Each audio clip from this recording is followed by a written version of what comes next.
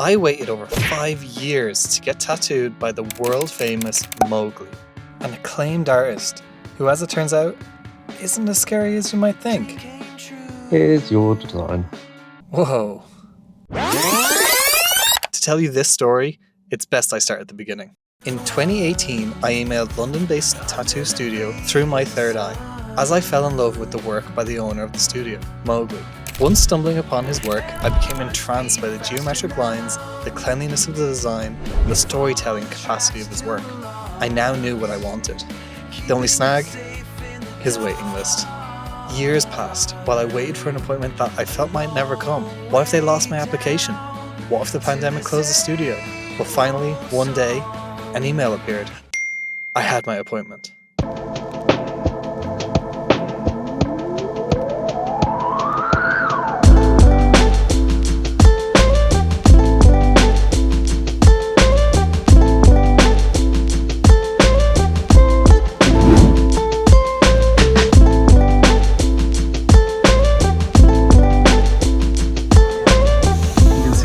Peeking out below, it's like Gherkin. Look at that.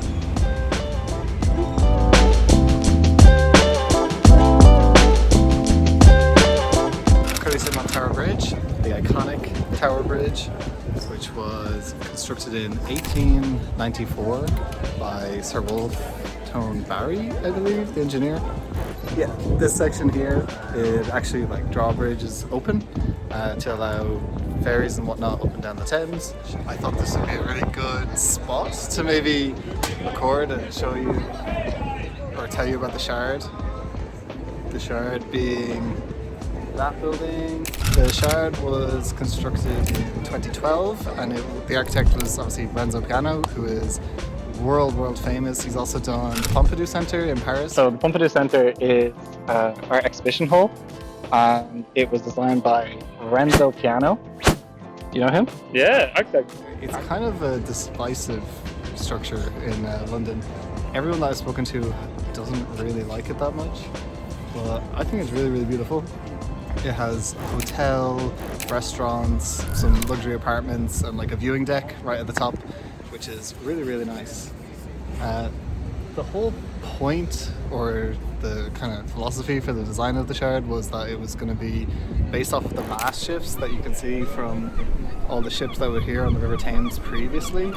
I don't know if it's actually successfully done that, because I had to look that up to really get that. I suppose art is, subjective and all this kind of stuff, but it's okay. It's definitely been helping me keep my bearings while wandering around the city.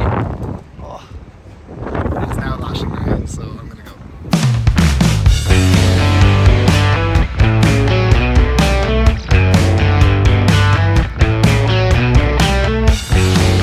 If you're an architect, you can probably tell where I am at the moment. I'm clearly at the Barbican in London.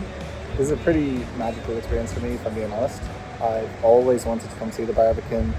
I'm not the biggest brutalist fan in the entire world, but this is by far, the best example of what you can achieve with brutalism. The Barbican Centre itself is just over there, and it's home to theatre, cinemas, a conservatory, viewing deck, has restaurants, cafe. It's beautiful. I've just taken a little walk around in there. I'll show you the B-roll. But I think what makes this place so special is honestly the residential part that's surrounding me. So you can see behind me, I'm in the residential quarter, which is technically prohibited because I don't live here. But sure, look, I'm doing it for the vlog. The Barbican Centre itself was designed by Chamberlain, Powell and Bond, and it opened its doors in 1982. So it is one of, if not the best example of brutalist architecture in the entire world. It's one of the largest creative arts centres in Europe, I believe. The concept behind this place was to create a large living city within a city, if you understand what I mean. It's to create a life where people can live, work, play, all in the same space. And you can really feel that while you're here. It's beautiful. And it's like such a nice place to just sit and talk and have a coffee. But it's also a place of work and a place of life. You can see it's mainly characterized by obviously the brutalist architecture, but these large walkways that you can see all across the flowing water, and just, I suppose what people mostly think of brutalist architecture, they don't necessarily think that it's in keeping with nature. They think it's almost like a rebellion against nature. But the Barbican showed that that's definitely not the case. You can 100% be living in a concrete jungle and also be surrounded by nature. That's, I suppose, the really strong suits of the Barbican, with the waterways and the waterfront. I mean, there's water, I don't know if you can see that, everywhere. Absolutely everywhere. And these walkways, it's beautiful. It's absolutely stunning. Apparently my old lecturer, Seán, she used to live here and she loved it. So, you know, if an architecture critic can live here and come out the other end loving it, I think that actually says a lot.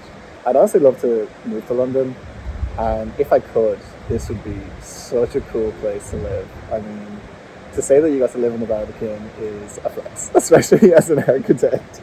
The site that the Barbican is on used to be an old Victorian site, and it was bombed heavily during World War II. So this whole place was basically just derelict after all of the Nazis. Then in the 60s, they commissioned a competition to try get the place back up and running. The Chamberlain, Powell and Bonn obviously won the competition to design this place, and it was, you know, a really long construction, only finishing in 1982. The Barbican itself is quite controversial, especially when it opened. People didn't really know what to make of all of this concrete everywhere. They just saw it as too harsh a place to live. Some of the rooms are kind of unorthodox, to say the least. There's a lot of like circular curves, semicircles, all in the windows especially. And yeah, it was just kind of not necessarily received super well to begin with, but it's aged really gracefully over time, and people have now kind of come to love it. It's a grade 2 listed building in London, which means it's like heavily protected and there's not much people can actually do to it. It's been expanded upon over time, and now we have over 2,000 apartments, maisonettes and houses all across the Barbican complex. It's really just become its own like little world, its own little cultural hub inside of London. And yeah, I'm really loving it. Okay, I've arrived in the hotel. I don't know if this is like some Harry Potter shit or what, but like, you have 207, 208, 209. Mine's 208. But like, which one is 208?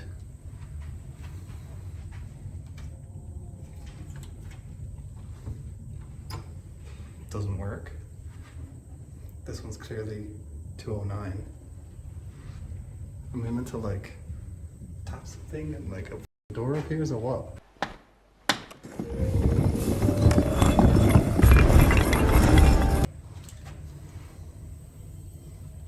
Am I in the broom cupboard like Harry?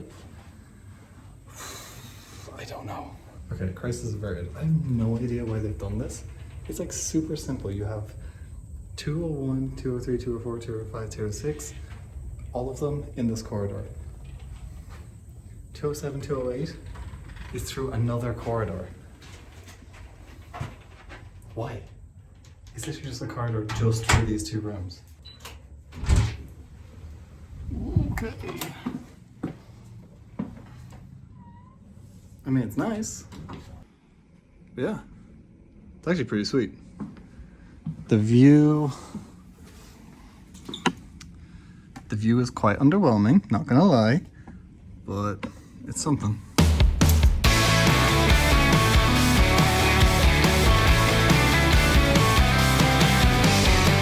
I'm just out for a wander, for a midnight stroll. I came to go look at this thing, which is obviously the Gherkin. As I was walking around, I saw this thing, I actually don't know what it's called, but it reminds me of the Pompidou Centre that I mentioned earlier. And I thought I would take a video of it, take a look at it later and see if it's actually by Renzo Piano as well. This is not what I wanted back then when I started. The Gherkin that you see behind me is actually a Norman Foster building that was completed in 2003. If you know architecture, you know who Norman Foster is, and if you don't, you should definitely look him up because he has done some of the world's most famous buildings. I'm just going to leave boom, boom, boom, all of them here. This is just one of them. One of my lecturers in college, he actually was a director in Norman Foster's for a while, I believe, or so he used to tell us. So I'm just going to leave it at that, and I hope he was.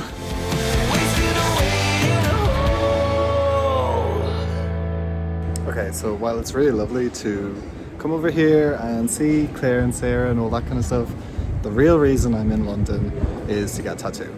I booked this in 2018 and I finally got a date now in 2024. So I'm super excited to be working with this artist. His name is Mowgli. You can check him out on Instagram. I'll leave it there. And he works with Through My Third Eye, which is kind of a cool name for a tattoo studio, if I'm being honest. I am super excited. I will show you it, obviously the whole process, all that kind of stuff. First things first, I need to get there and I need to get some snacks and stuff because it's going to be 8 hours of tattooing before I'm even done, and he's not sure if it's going to take 1 or 2 sessions because I'm so tall. It's like a big canvas.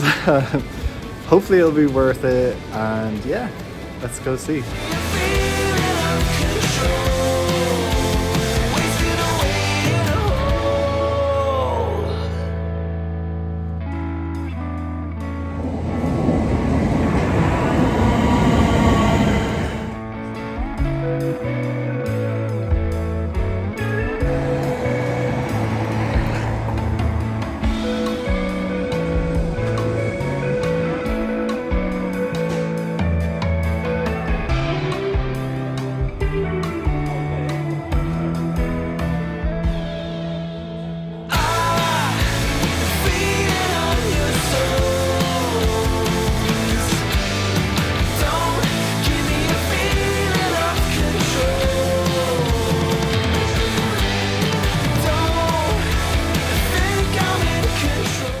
Shard.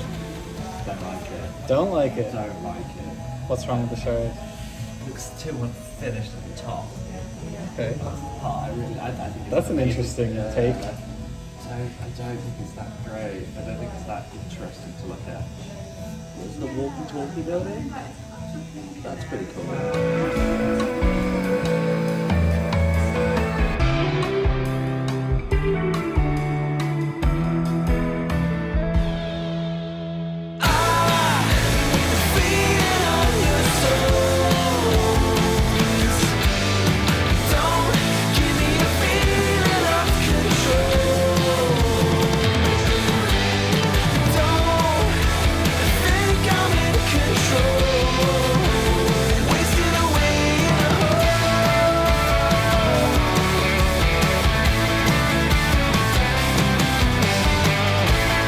As my first day came to a close, one thing became clear. My skin was cooked. Turns out, over 10 hours of getting repeatedly stabbed doesn't agree with my Irish skin. Unfortunately, I had to cancel next day's shading appointment and reschedule it for 6 weeks' time. 6 weeks turned into about 3 months, but finally back and ready to get the second half of the tattoo. Gonna firstly shade in the first part that we did last time, and then second part is gonna fully complete the arm, not the whole arm, but the bicep and tricep at least, and hopefully it'll be a really cool band tying all my tattoos together. So let's get in there and let's see the new design. Look at that.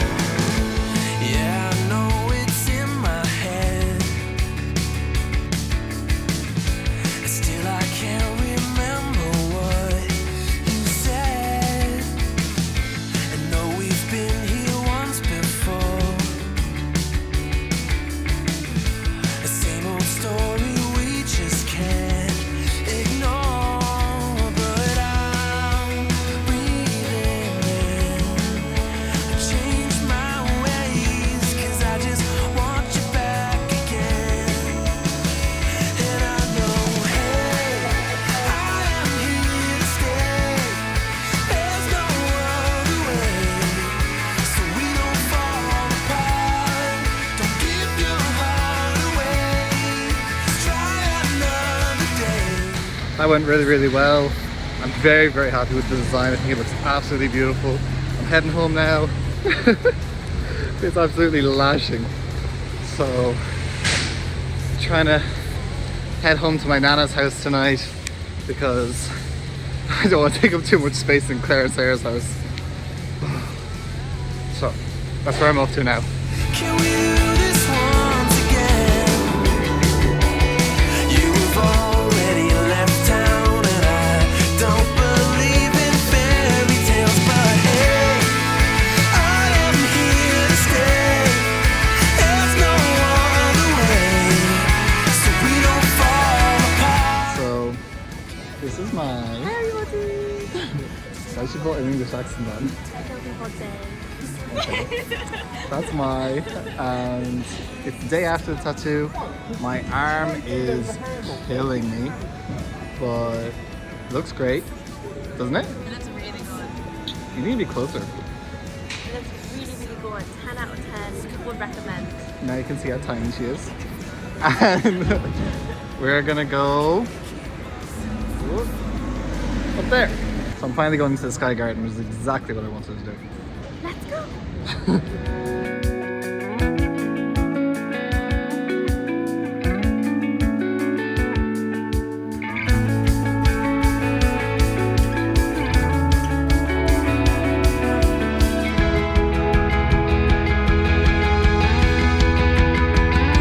I know, hey, I am here to stay.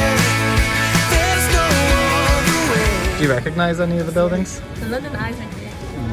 Yes. Do you know what's more iconic? Me. What? Do you know that little pointy thing right in front of us? What is that? That's the shard. What's the shard? Who designed the shard, Mike? Rental cans. Oh yes. She knew that straight away. Still I can't remember what you said. Hi everyone, I'm Mai. Nice to meet you. Where are we at? Now we are in the Sky Garden, or better known as the Walkie Talkie, or the Squirty Torch. So, where did I get its name from? So the Walkie Talkie name is because the building is shaped like a walkie-talkie. The top floors are larger and more outward facing than the inner floors, so it has this like curved design, which is a real, engineering nightmare, architect's dream, that kind of thing. Okay. But because of this actual curved design and the reflective nature of the glass, on really, really hot days when it was built in 2014, the sun would hit the curve, be refracted, and it would burn stuff on the ground floor. So it was like a laser. It was like a laser. Wow. And you had a Jaguar car on the ground floor, and it actually got burnt by the building. So they had to put all these they had to put fins on it to stop the heat coming in and refracting down onto everybody. Did that person get a lawsuit? Yeah, I'd say so. That's good. Is it? For them. For them, not for the building, and probably not for the architect. The architect was Rafael Vitoli. He's a Uruguayan architect, and I don't know any of his other works, if I'm being perfectly honest. I should probably look that up if I was a good YouTuber, but I didn't. We just should have good times. Yeah, so just buy them. Do you like it? I do like it.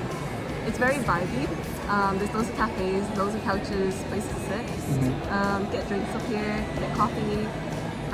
If you come here early in the morning, there is coffee and food for you here, which is nice. The view is lovely. We're on the 35th. Well, technically we're halfway between 35th and 36th. You can see here, that's the 35th floor, 36th floor, and 37th floor. That is as tall as the entire building goes. Do you have any fun facts for us, baby? Fun facts. A fun fact might be that the building itself actually got planning more or less because of the Sky Garden up here. So it was a stipulation in the planning that they would create this big public space up on the top of the building, and that it was going to be free. So anybody in all of London or anywhere can come here and enjoy the space, which is really lovely. And I think more buildings should actually do that because it's such an attraction, It actually makes people want to enjoy the building and live in the architecture. You do have to book those tickets like 2 or 3 weeks in advance. How long Yeah. did it take you? 3 weeks. 3 weeks in advance. And you have to keep refreshing the page because like it depends on what time, when, what day of the month it is. So they release the tickets. Okay, you heard it here first. Get Yeah. booking early. It's not great. But once you get up here, it's pretty good. Yeah. And you see all these plants behind me? I am no botanist by any means. The plants are really, really nice, and they actually have to be specifically chosen to live up here because obviously the air is different at this altitude and the heat, because the ceiling up above, you can see, it's just glass everywhere. So it gets plenty of sunlight, but it's obviously the hotter sun, like we mentioned, through the glass. And so a lot of the plants that you see, they're all like really tropical in nature. So there's actually not much hay fever problems up here, thankfully. That's it. Let's go see more of the garden. Let's go! Do you see that building? Yeah. Do you know what that's called? I don't know, but it looks like a bullet. It's actually called the Gherkin.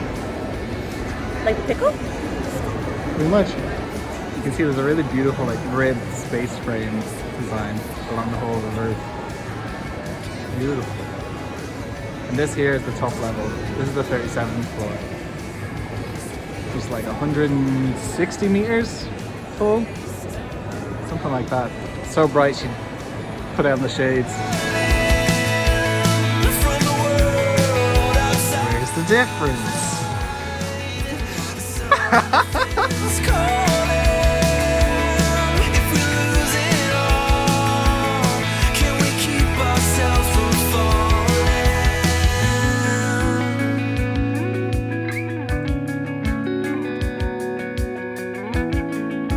Finally, after years of waiting, hours of tattooing, and months of recovery, the piece remains under construction. There's still space to shade and fill out the Achilles character while integrating the remainder of the bicep and tricep, but I couldn't be happier with all I have already gained from the experience. A new appreciation for pain, my skin health, and above all, my unexpected friendship with one of the world's very best artists. A man who works tirelessly for his art and others. Thank you, Mowgli. When I do return to see you in London Vlog Part 2, what other architectural sites would you like me to see and learn about next time? Let me know in the comments below.